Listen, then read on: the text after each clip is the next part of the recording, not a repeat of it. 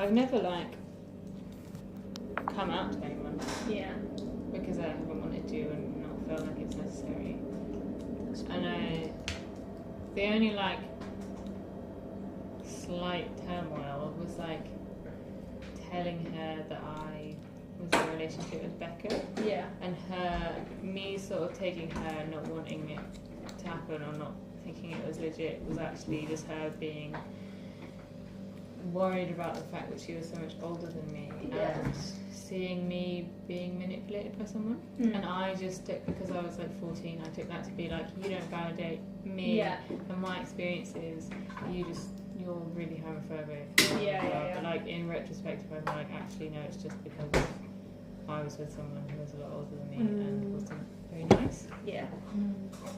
So yeah, I thought, you know, and that, and like when I like had periods of being like, maybe I'm not gay, I don't actually want to be gay, and then like had that weird experience with Rory's friend Liam and things like that. That's the only turmoil that I've ever had. Because I feel like even now, if I told my mum I was dating someone older than me, which obviously I am, she would be so disapproved. Like, she would so not be down with me dating someone that is 12 years older than me. Yeah, you said that that's like the main reason you don't want to tell her, right? Yeah.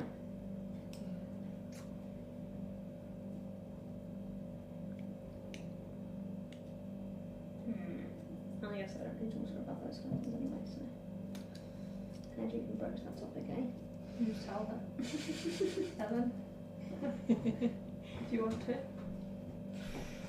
I don't really want to. Is that the only sort of like stressful turmoil? Kind of, yeah. I feel like when I was a teenager,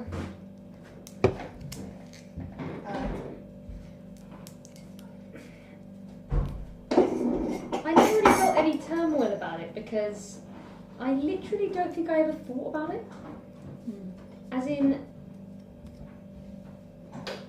I don't think I was a very like sexual person as a teenager, for starters. Which is like, I think the time when people feel the most turmoil is like when you're that age.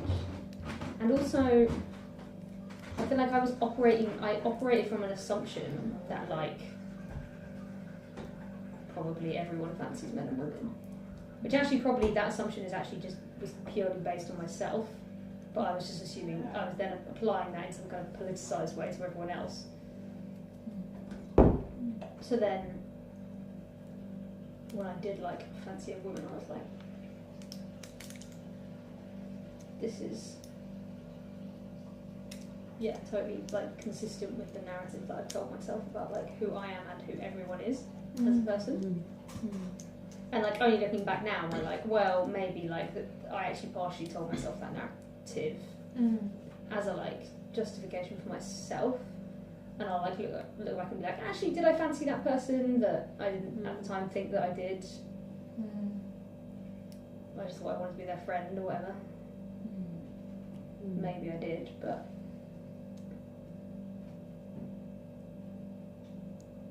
and I guess like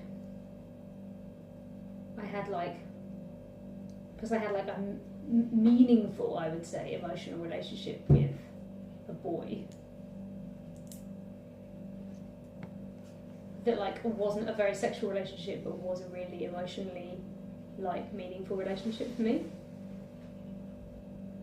I didn't really I didn't really think about it. I think for me, I never really thought about it. I never thought about me fancying women to be associated to being a lesbian. Yeah. I didn't understand that they were the same thing. And I think that maybe links to why, like, me as a person, I really like thrive off of flirting with people, and I think that comes from like, I find it really, I don't know what the feeling is, but it's a feeling of like overwhelming joy and like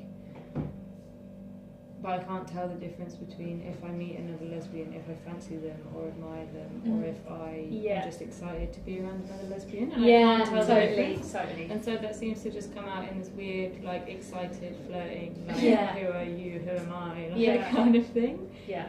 Yeah. I totally get that. Yeah.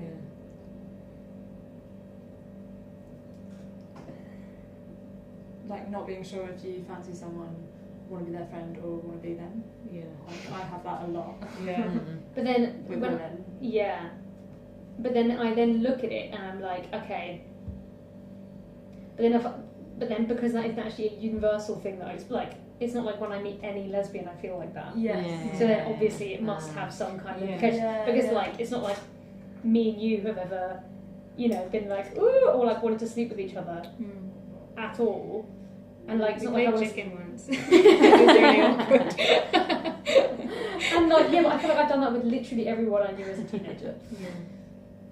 And I've never wanted to sleep with Verity. Like when we were at university in first year, we were both like I guess out, and we're the only two women in our year at that time that were probably, That's so funny. and became really good friends like immediately. But never has there ever been the slightest hint of a like sexual. So Or, like, must be- flirtatious So when you relationship feel between us. that thing that is like, what is that? It is that. Yeah. Because otherwise it would be. Yeah.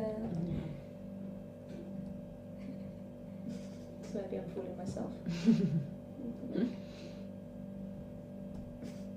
Yeah. Has anyone got any nice stories or enjoyable stories or things that they like or anything that they want to share or that they think they might use when they're in the exhibition?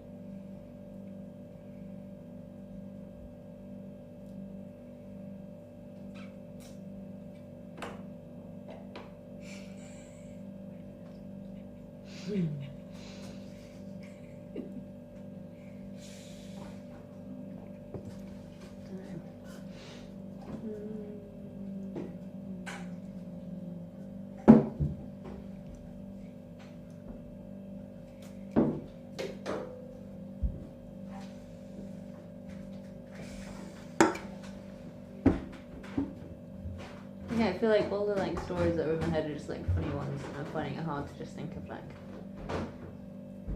good times. They're just like, yeah. For me, one time that really sticks out is the time that the first time I ever cried after having sex was with you, because it was the first time I'd ever looked you in the eyes while having sex, and that was a connection, and that's something that was special, and something that I hadn't ever had having sex with another woman. That's really important for me. That's something that is really empowering to me. I think for me,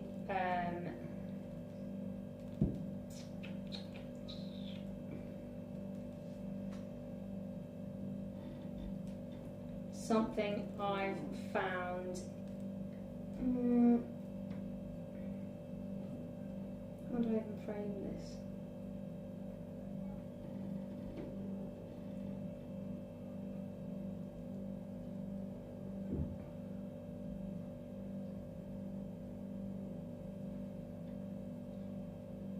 I feel like a revelatory point for me is like, actually, at what point in my life did I stop feeling some sense of self-embarrassment about sex in like sexual situations? And I think like that's probably only like pretty recently. Actually, probably only like since I started having sex with Han, and like partially probably because she has a lot, obviously, of self-confidence and is older.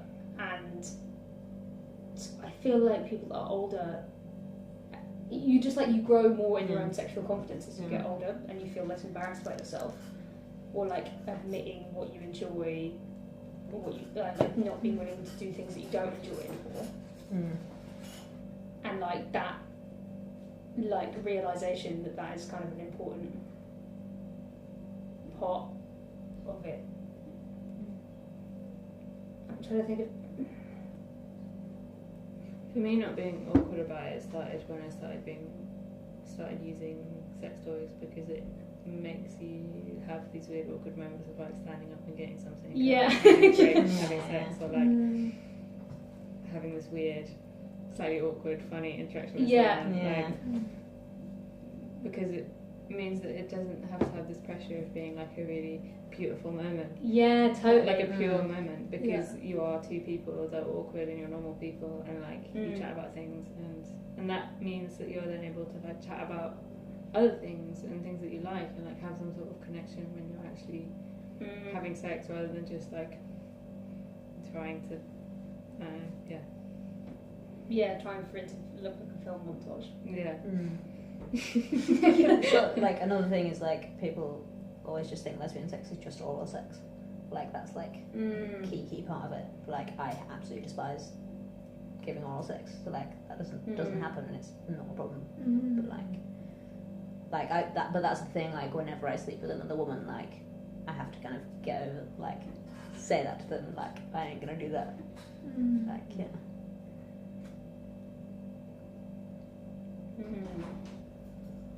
Oh no.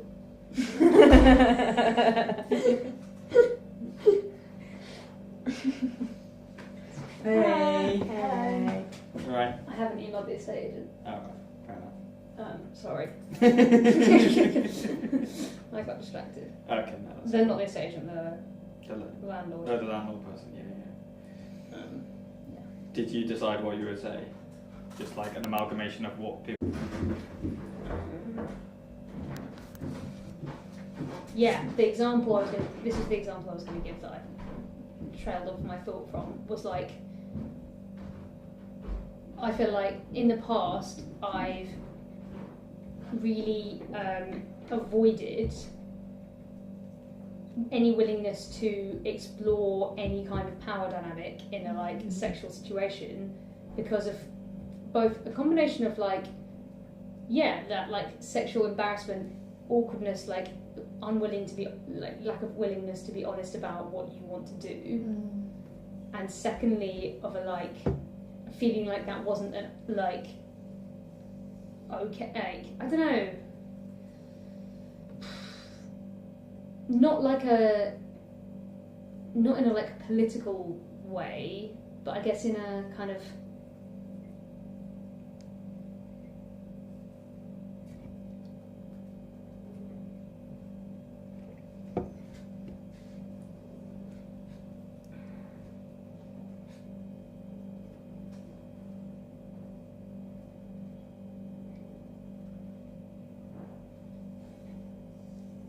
I don't know what I'm trying to say.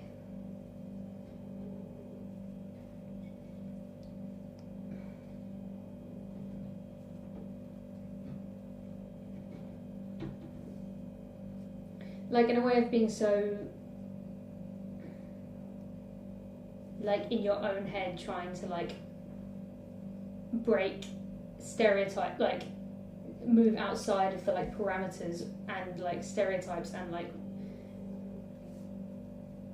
understandings of sex that you have, and like create something new that you're not then willing to actually use any of those like interesting aspects to like make your sex life better, and that includes like using sex toys. Like, do you see what? Do you kind of see what I'm trying to say? I'm like struggling to explain exactly what I mean. Yeah.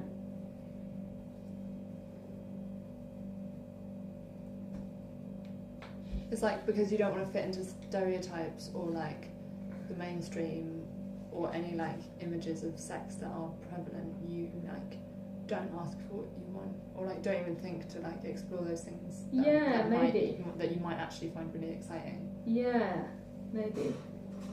I don't know.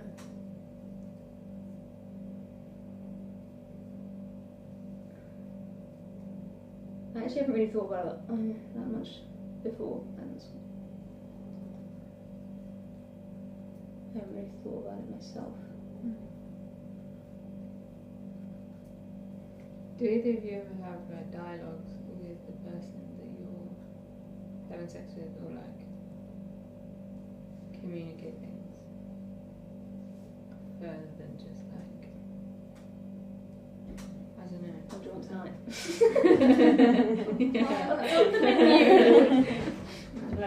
Like how do you feel when you're like communicating with someone that you're having sex with? Or like do you find it awkward? Do you find it difficult to do? Do you find it empowering? Do you even do it? Like One of the things that I was just writing down some like memories of like sex that I've had with women, and one of them that I wrote down just now was sleeping with this woman Roz, who was like a friend of my friend Dorothy's, and I think it like we'd kind of been like into each other for a while, but like hadn't really talked about it, and then we went on a night out, and there was also a feeling of like her being Dorothy's friend, and so it was like, I don't know, there was a bit of a weird kind of thing. Anyway, Dorothy was away and Roz and I went out with some other people and then ended up sleeping together. And I remember afterwards she was like, how was that for you? Or like she said something like, how did you find that? And I was like, that's like maybe the first time that someone's asked me that after sex. And I was like really shocked by it and like didn't really know what to say. I was like, yeah, that was great, you know. But then later I was like, that was so cool how she asked that, and like and I think maybe since that, like any sex that I've had, I've been like, I've thought about that more and been like, you know, like I've been more communicative since then.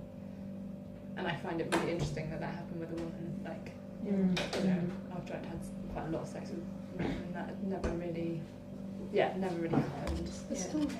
And I don't think I responded to it very well. I think I was just like, yeah, you know, but yeah, I've thought about it a lot since and thought that it's really cool that she asked that.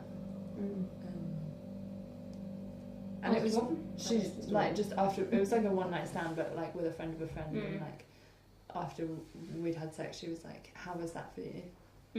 And I think I reacted to it quite weirdly. I was just like, yeah, and panicked, but like it was the first time that someone had really asked me that, and I found it really powerful, and I think it's like influenced how I communicate about sex with people since. And how like comfortable I feel communicating about it. And especially, I feel like especially on a one night stand, that's like quite rare to have that conversation. Which for me is like, I don't think I've really ever enjoyed sex with people outside of the context of like a reasonably intimate relationship. Like, because you don't have that communication. Yeah. You don't know what each other want. Exactly. Yeah. I think like formative for me in like the way I communicate around sex was being in a relationship with someone that was a survivor of like rape and sexual violence, and like that really like, and like them having like associated trauma, I guess, with that from like an experience with a man, not with a woman, and like being the first, I guess, like sexual relationship they'd had after that. I mean, like that, like the whole framing, I guess,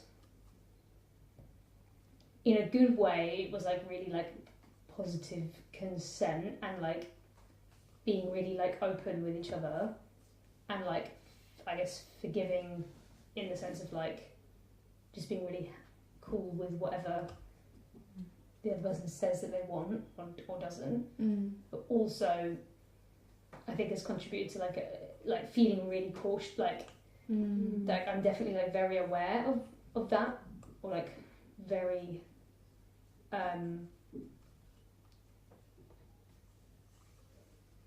not like cautious, but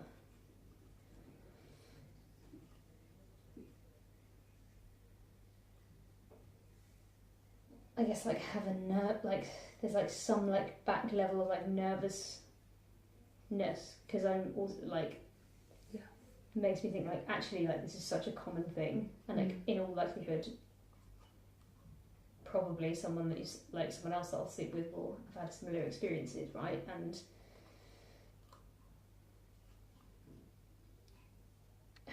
yeah, navigating that is especially in the context of like if you're not in a like relationship or a situation where you feel comfortable communicating with someone. I think definitely like when I first slept with Han, she was very like, you're very like, I guess, explicit in the way that you like ask for consent around things. I think she was a bit like, lol, this is a bit weird. And I was like, well, not like weird, but unusual, I guess. And I was like, yeah, I guess maybe that's just because of that experience. Of being like, asking people if things are okay in a way that probably isn't very like sexual almost, but is like kind of about more like emotional well-being than sexual pleasure.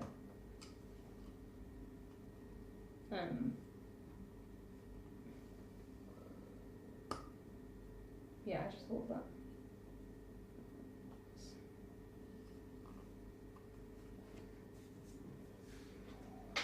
It would be interesting to know if the way that you think about that is something that is also replicated in straight relationships.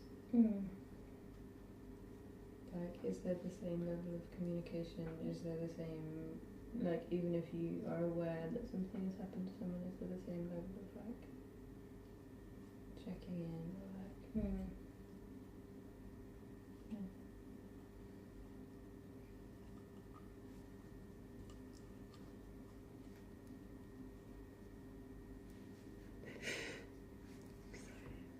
Okay.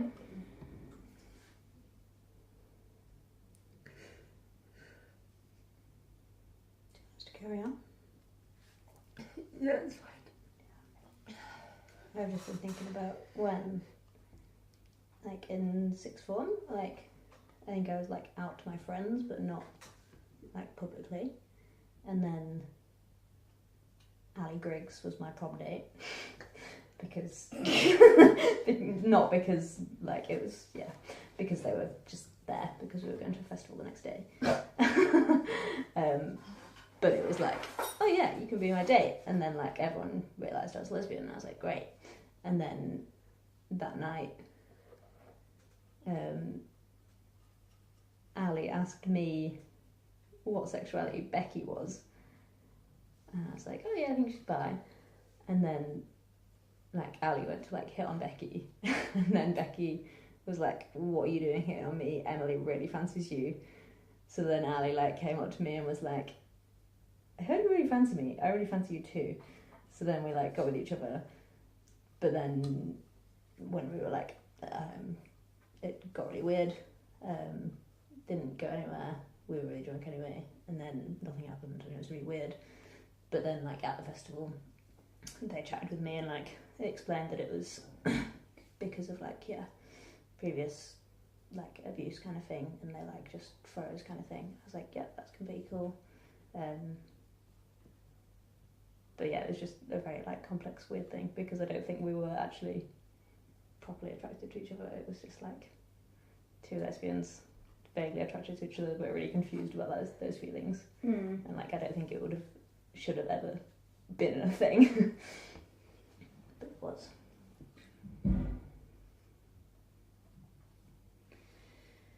I want to divert this conversation because I mean, it's interesting that this is a conversation that's coming out. I want to divert it into things that are more of like a celebration or like, because ultimately that's what you collectively said that you wanted to come out of this.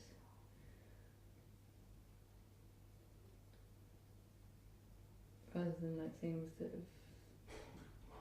have, things that are difficult to talk about. More of like an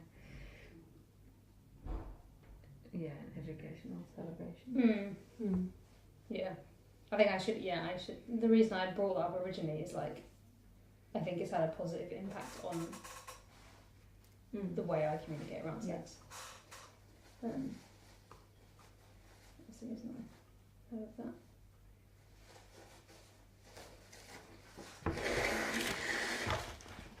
Do you want to take a break? Okay.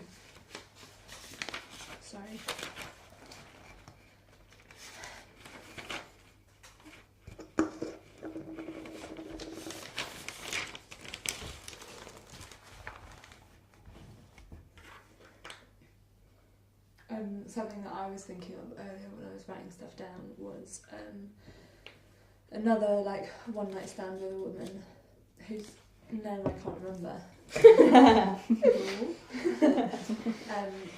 But again, he was like a friend of a friend, and we'd like been out, and she came back to my parents' house and like. And we had sex in. It wasn't like a bunk bed. It was like, you know, when you just had like a high level bed. Yeah, camp bed. With like a desk underneath. Yeah. So it was like quite noisy. It was. She wasn't the first woman I'd slept with, but like I think until then, the sex that I'd had with women was always like I was like the new person to it. So it was like. I was always like the like not submissive necessarily, but like, you know, the one that was like new. But I think maybe this woman hadn't had sex with women before, and also I had my period, so I was like, I was just like in total like giving mode, and like was like no, I'm okay. Like I think I didn't want to tell her I had my period because I was embarrassed or something, but it meant that I was like able to like take on this role of being like the like dominant or like experienced person, and like I really enjoyed it. It was like the first time that I'd been like and like I gave her head, and like it was just like had a really nice time. And then she was like, oh, do you want me to? And I was like, no. Like, this is about you. And like, you know, even if that was like slightly manufactured by the fact that I had my period and felt too embarrassed to say, but it was like really, you know, that really excited me that I like was able to see myself in that role and be like, that's I found that really sexy, and like it was a nice memory. That I feel like that is such an important thing about lesbian sex actually. That's like the realisation of like mutual pleasure in a situation where you, like mechanically or like scientifically or whatever, you aren't actually experiencing sexual pleasure. Do you know what I mean? Like I feel like in straight sex, the like premise of it is like, in like pornographic straight sex, the idea is that you are like mutually having an orgasm at the same time, which obviously is never happening anyway. Or like maybe if you're like really fucking good at it or something. But like actually the realisation that like you get a huge amount of sexual pleasure from like you know, topping someone else. Yeah. Even if like technically that, I don't know, shouldn't be possible or something. But it totally is. Yeah. That's why I think there's such a beauty in like the amount of imagination that you can get from it, and like, the amount of things that can really, really do it for you, even though you're not actually really experiencing much of a sensation. Yeah. It's just like purely because you're like, oh my god, this bit of me is touching this bit of you, and it shouldn't be giving me this thing, but it really does, and it feels great. Yeah. And like that's a really beautiful thing that happens. I remember this is making me think about, you told me you had a conversation once where you were like making different codes or like things that you liked that were like called, what was it? It was like C and B, etc. Yeah, and it was like it was like C and T. C and like, T. What? Yeah. Things like that. No, C and N. C and N. N and C. Okay. Nipple and clit. When I say conversation, this was me. Who even was it? I feel like I remember. Hannah Murray and Han Smith on a night bus, screaming this conversation across the night bus at like 3 a.m, and then in a Morley's. But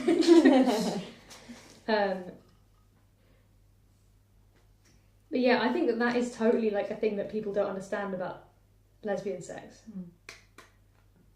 or like people don't acknowledge about sex in general, that it's like, you know, it's really pleasurable to like pleasure other people. Yeah. Yeah.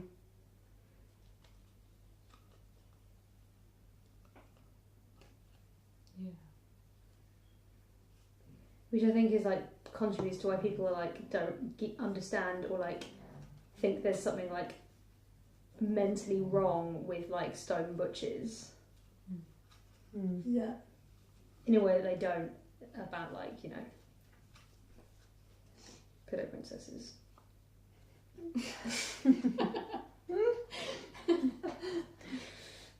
Yeah. Yeah, that's more like understandable, isn't it?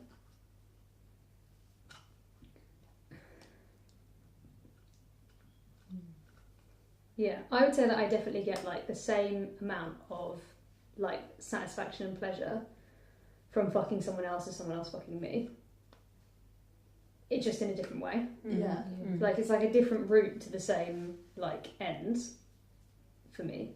And that's probably different for like every person, I guess, which is why some people are stone butchers and some people are pillow princesses. But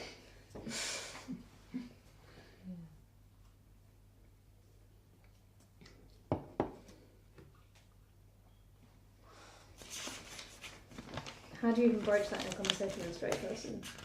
I have no idea. Not everyone will be straight. No, Yeah. right, it is an art show. Let alone gay men. There's a lot of gay men. on Yeah, podcasts. I don't even know with gay men. Yeah, that's quite interesting. Because they'll probably have had no interaction with lesbian anything. Yeah. There's a lot of gay men on my course who really like my work. Don't know if that means anything. They all seem to interact with it very well. Okay.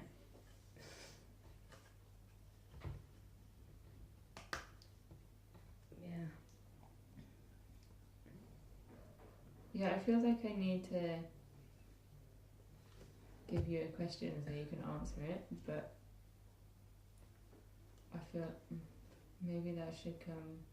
Maybe like I'll go away and make like a sort of rough guide of questions for you, and then you can sort of test them out and see how well they fit together and stuff when we watch the film and you talk to people. And then you can like tell me if they even flow at all or like yeah.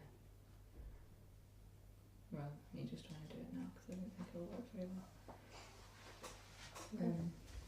I'm just gonna pee, but do you think we should like try and have a conversation like we would have, or do you think that we should wait until the film and stuff?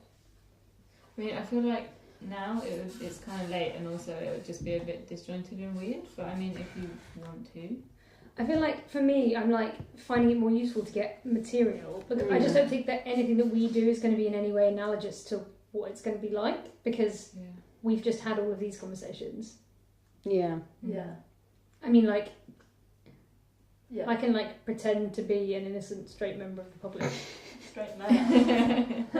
I can try and be a straight man. You try it on me. But you've also just been like, Yeah. Get Tom down. I just don't want to do it with anyone that I know.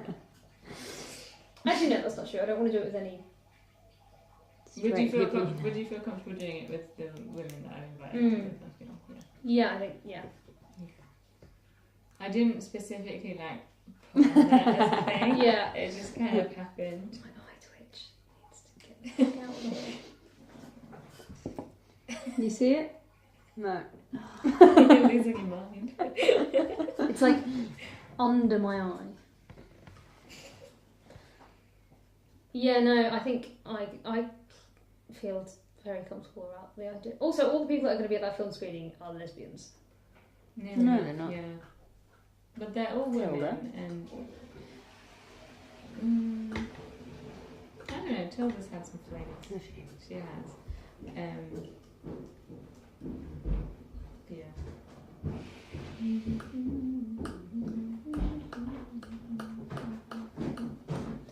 I'm trying to think, like, I feel like people are going to be so awkward. Yeah. Like, how God, I would be Even- so awkward. how Like, to even prepare. Like, if I Yeah. think of, like, myself in that situation, I would be so awkward. yeah, Yeah. incredibly so. So how do I even... Helen, I'm going to the shop because there's no loo roll. Do you need anything else? That is a Seriously. good shout. How have we run out of loo roll so quickly? I don't know. I feel like Lou Rollageddon was only like a month ago. There's occurred again. Scrubbing brush. They don't sell them in little shop though. So. Okay. Lou Roll it is then. Oh. This is why I haven't got. Is there enough coffee? Bread there is. Oh, there's enough bread. Yeah, all good. There's plenty of coffee. Someone did a run. You're a coffee fiend. Not anymore. Really? What do you count as a fiend? More than How 2 much? cups a day. Do you have? No, I'd say only 2 cups a day now. Have you cut down since Wow. your eyes been twitching? I think I have actually, yeah. I think that's a good. That's good. Yeah, that's good. I think at my peak I was probably having 5 a day. Did you have headaches when you were coming out of that? No, I've never had negative effects from not having caffeine, other than just feeling a bit groggy and tired. But like Verity, when she wakes up in the morning, has a splitting headache until she Really? has a coffee. Really? Yeah, she's way worse than I am. The reason I became so addicted to coffee was because I lived next door to Verity for so many years, for like 2 years. And we would wake up, me, Rowan and Verity would probably have a cafetiere each. Wow. We'd just I sit and used to have chat. a cafetiere every morning Yeah. before I left the house. A Yeah, big one. Yeah. yeah, like we'd just sit and chat shit for like. I see Rowan every morning, you know. What? Because literally at the time that I'm like cycling down the road to my work, he's walking to the station. Really? Yeah. I'm surprised. He's I've only never seen me him once. because he works- But he was like really close to me and then I like waved at him. He was like really scared. It was really fun. I forgot that he lives in London. I saw Yeah. him been to his fucking house. He's never invited me around. Does he still work at Penguin?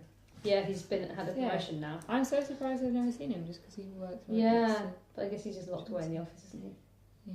Yeah, he's now an editor.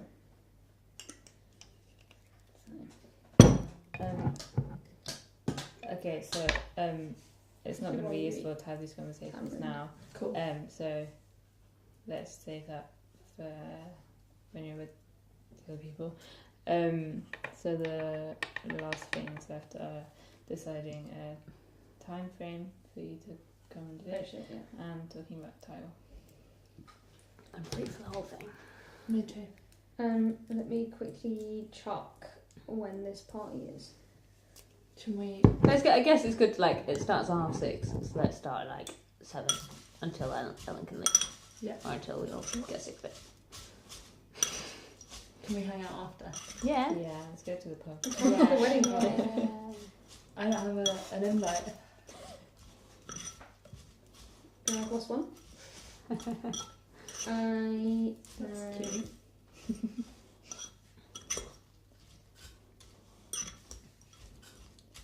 Can we like wander the streets with bottles of wine?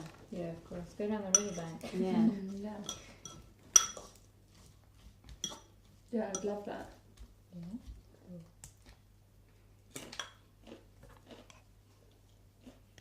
I haven't done that in years, just been really drunk in central London, just wandering around. It's fun. Where is it? I didn't get any free booze at your last It's exhibition. Which was outrageous. Yeah, I know. It's because the first time they ever had a paid bar. Ever. I was shocked. I didn't even know. It's It's at Chelsea Art College. It's like right next to Pimlico Station. next to the table. Fancy. Yeah. Cool. That's great. That's really near my work. Note for you. Text me what booze you want me to buy you. But first. I want you to have good conversation.